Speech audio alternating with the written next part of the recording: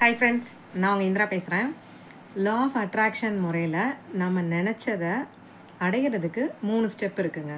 ஒன்று, நம்ம என்ன வேணும், நம்ம குறிக்கோள் என்ன அப்படின்ற கிளாரிட்டி வேணும், தெளிவு வேணும். ரெண்டாவது, அதை அடிக்கடி நினச்சி ரிப்பீட் பண்ணிக்கிட்டே இருக்கணும். அதுவும் தொடர்ச்சியாக பண்ணிகிட்டு இருக்கணும், எந்த இடையூறும் இல்லாமல். மூணாவது, இதை நினச்சி பார்க்குறப்போ அந்த விஷயத்தை நீங்கள் அடைஞ்சிட்டிங்கன்னா எவ்வளோ சந்தோஷப்படுவீங்களோ அந்த உணர்வை நீங்கள் உங்கள் பாடிக்கு, அதாவது உங்கள் உடம்புக்கு கொண்டு வந்து அதை ஃபீல் பண்ணணும்.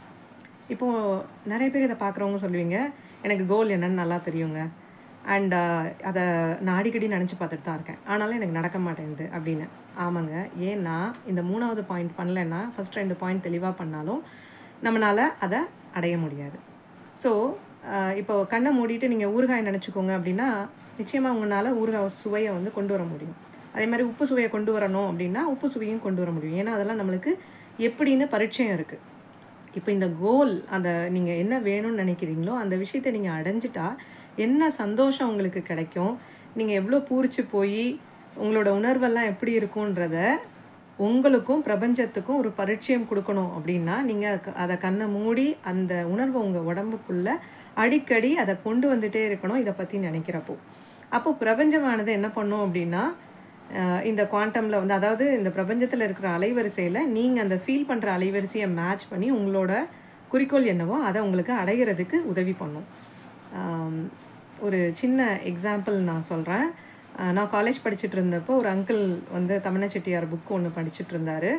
அது வந்து பிரபஞ்ச சக்தி பற்றி புக்கு. எனக்கு அது லா ஆஃப் அட்ராக்ஷன்லாம் அப்போது ரொம்ப பரிச்சயம் இல்லை. அதில் என்ன சொல்லியிருந்தாங்கன்னா, உங்களுக்கு என்ன வேணுமோ அந்த விஷயத்த ஒரு சின்ன வீடியோ கிளிப்பிங்காக பாருங்கள். அதை பார்க்குறப்போ நீங்கள் அப்படியே அதுக்குள்ளே போய் ஃபீல் பண்ணி பாருங்கள். அடிக்கடி பார்த்தீங்கன்னா நீங்கள் என்ன நினைக்கிறீங்களோ அது நடக்கும் அப்படின்னு சொல்லி போட்டிருந்தாங்க.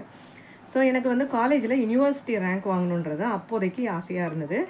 அதனால நான் அதை என்னோடய குறிக்கோளாக வச்சுட்டு எப்போல்லாம் டைம் கிடைக்குதோ அப்போல்லாம் நான் எப்படி பார்த்துட்டு இருந்தேன்னா, என்னோடய சர்டிஃபிகேட், நான் யூனிவர்சிட்டி ரேங்க் சர்டிஃபிகேட் வாங்குகிற மாதிரியும், என்னோடய ஹெச்ஓடி எனக்கு கூப்பிட்டு வச்சு அதை கொடுக்குற மாதிரியும், ஃபங்க்ஷனில் மெடல் போடுற மாதிரியும், எல்லாரும் என்னை வந்து விஷ் பண்ணுற மாதிரியும், எங்கள் அம்மா கிட்ட வந்து எல்லாரும் பேசுகிற மாதிரியும், எங்கள் சார் கிட்ட பேசுகிற மாதிரியும், இந்த மாதிரி எல்லாத்தையும் நான் விஷுவலைஸ் பண்ணி அந்த ஃபீல் கொண்டு வந்து ரொம்ப சந்தோஷப்பட்டேன். இந்த வீடியோ வந்து ஒரு 1 மினிட் கூட இருக்காது. அதை வேகமாக, ஆனால் அதை ஃபீல் பண்ணி அதை பார்த்துட்டே இருப்பேன். காலேஜுக்கு போகிறப்போ, பஸ்ஸில் போகிறப்போ, நடந்து போகிறப்போ, குளிக்கிறப்போ, எந்த இடத்துல டைம் விட்டாலும் நான் அதை பற்றி நினச்சிட்டே இருப்பேன். கிளாஸ் நல்லா கவனித்தேன், நல்லா படித்தேன், எல்லாம் இருந்தது. அவுட் ஆஃப் சிலபஸ்லாம் கூட வந்தாலும் ஃபைனல் செமஸ்டரில் 97% வாங்கினேன், யூனிவர்சிட்டி ரேங்க்கும் வாங்கிட்டேன்.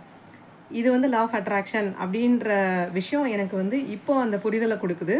ஆனால் அப்போ நான் பண்ணின விஷயங்கள் என்னென்னா, என்னோடய கோல் என்ன அப்படின்றத நான் தெளிவாக பார்த்துட்டு அண்ட் அதை திரும்பி ரிப்பீட் பண்ணி அந்த உணர்ச்சியை கொண்டு வந்த ஒரே விஷயத்தினால தான் என்னால் அந்த யூனிவர்சிட்டி ரேங்க் வாங்க முடிஞ்சுது.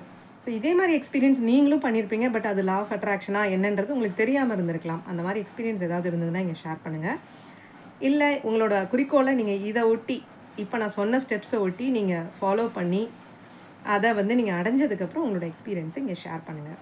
தேங்க்யூ.